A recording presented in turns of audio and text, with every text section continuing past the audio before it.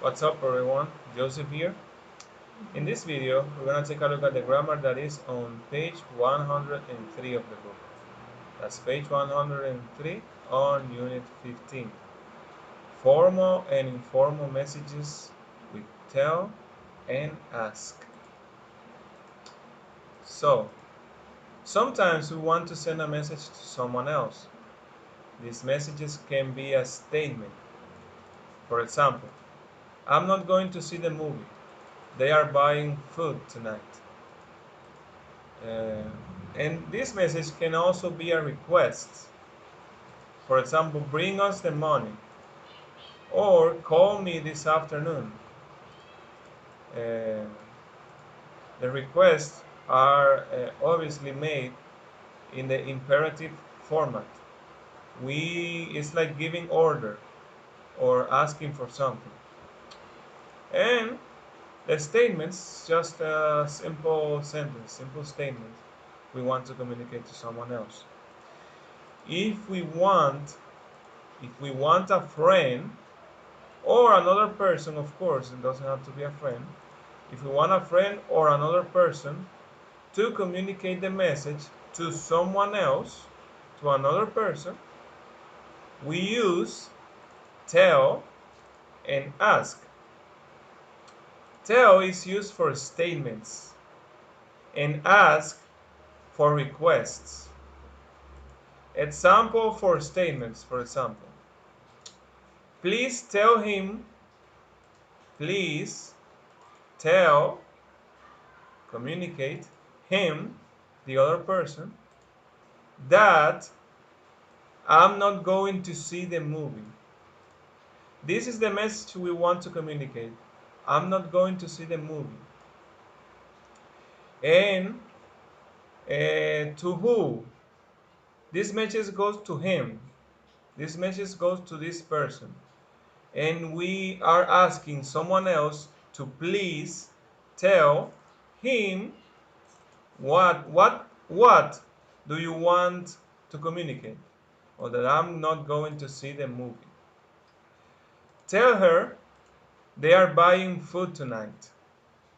We want someone to communicate to her they are buying food tonight. What is the message? They are buying food tonight. That's the message we want to communicate. To who? To her. Now, examples for requests. Ask the man to bring us the money. Ask. We have to tell the man, to ask the man, this is the person uh, we want to communicate. We want the message to arrive to. Ask the man to bring us the money. This is the message. Bring us the money. See, it has the imperative format.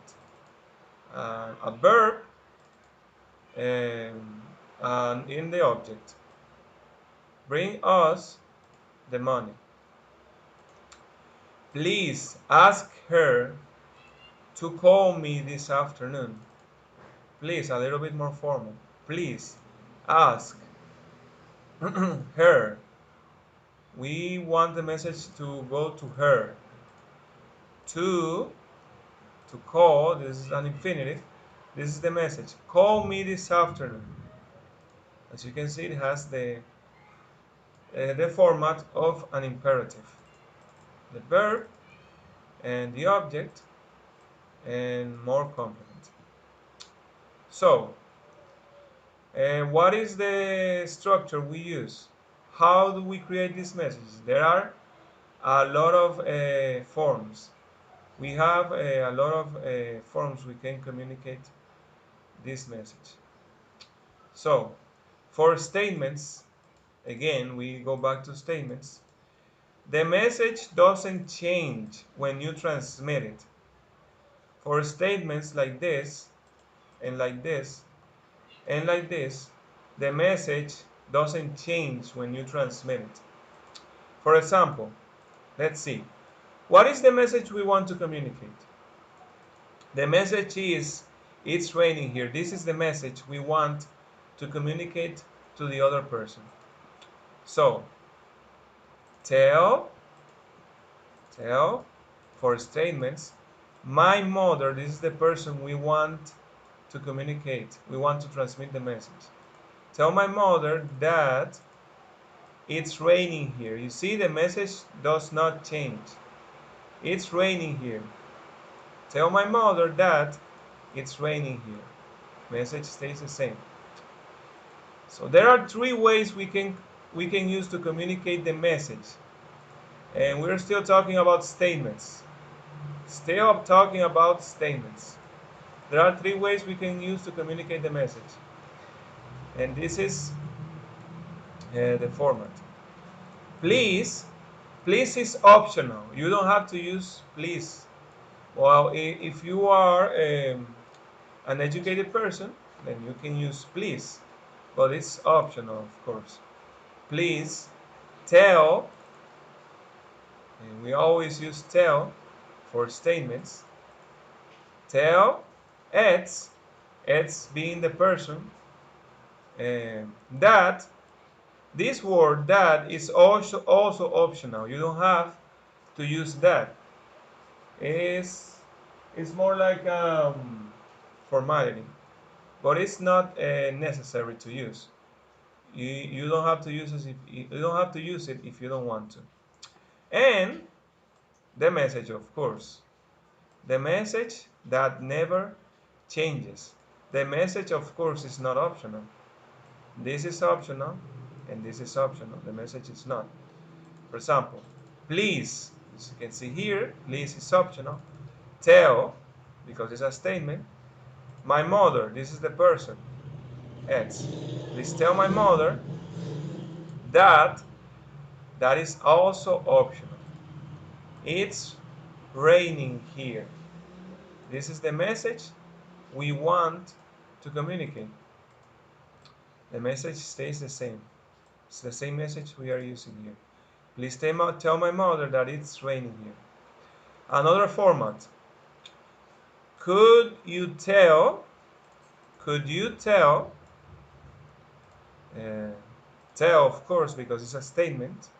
Could you tell Ed, the person, that, remember, that is optional, and then the message. Could you tell my mother it's raining here? Notice that we are not using that in this case, because remember, that is optional. Could you tell my mother it's raining here? And we also use the question mark in this case. And for the next case also, we also use the question mark. And let me change this. Okay. Would you tell Eds that, in the message, Eds being the person, that is optional on the message. Would you tell my mother that it's raining here? Optional, that is always optional. Tell for statements. Would you tell my mother that it's raining here?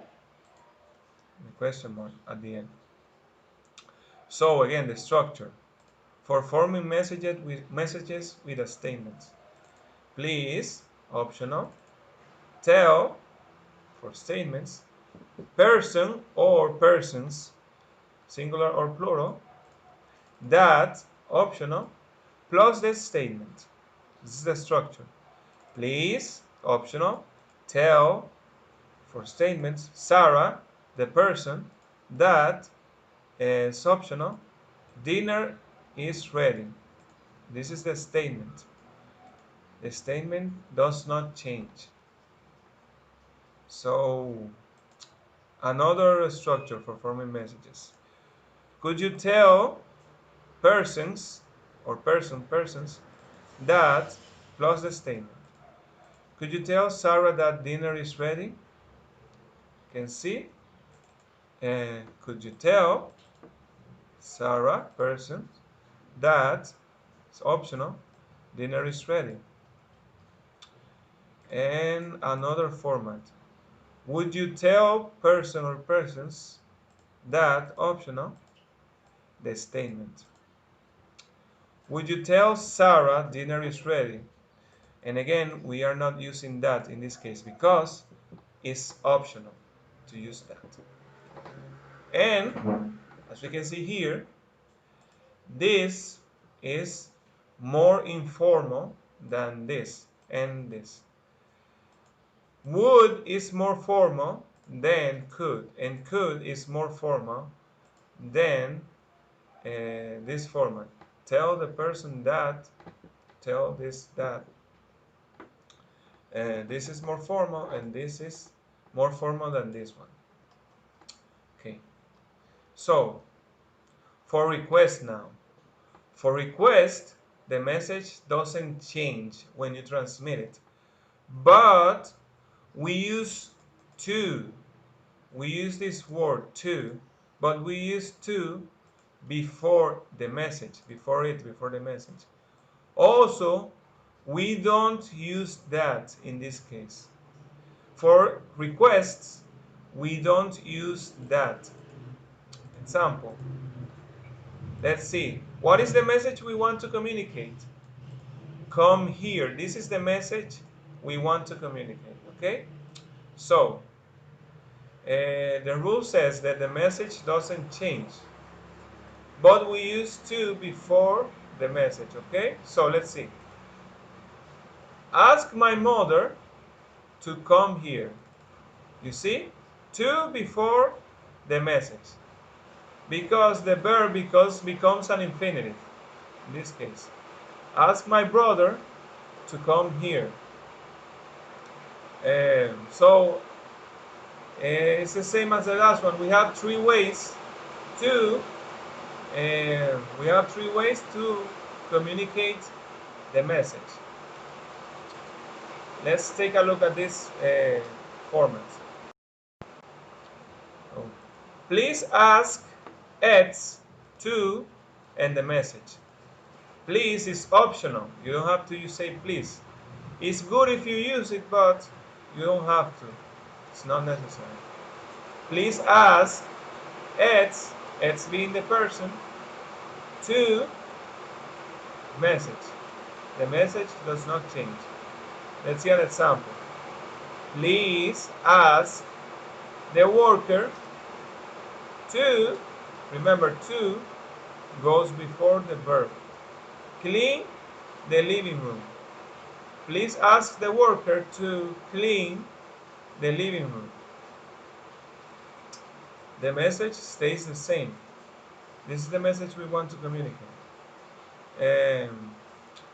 Could you ask Ed to, and the message.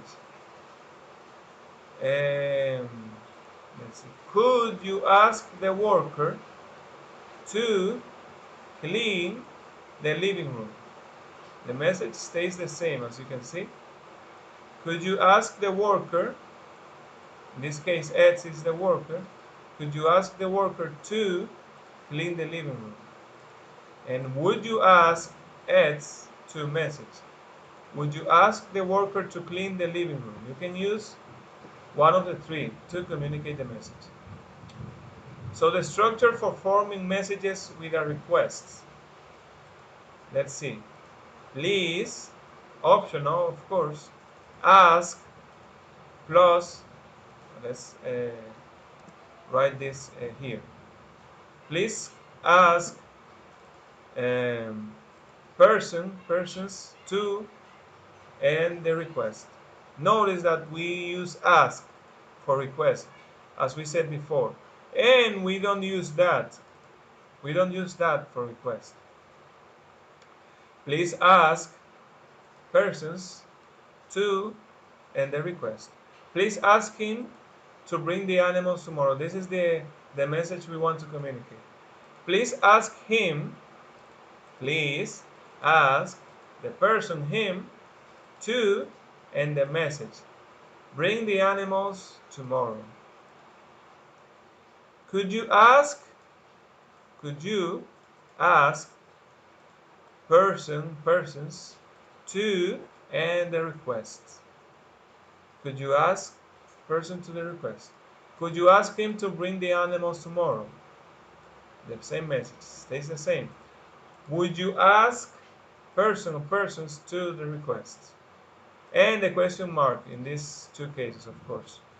Would you ask him to bring the animals tomorrow? And it's the same as the other one.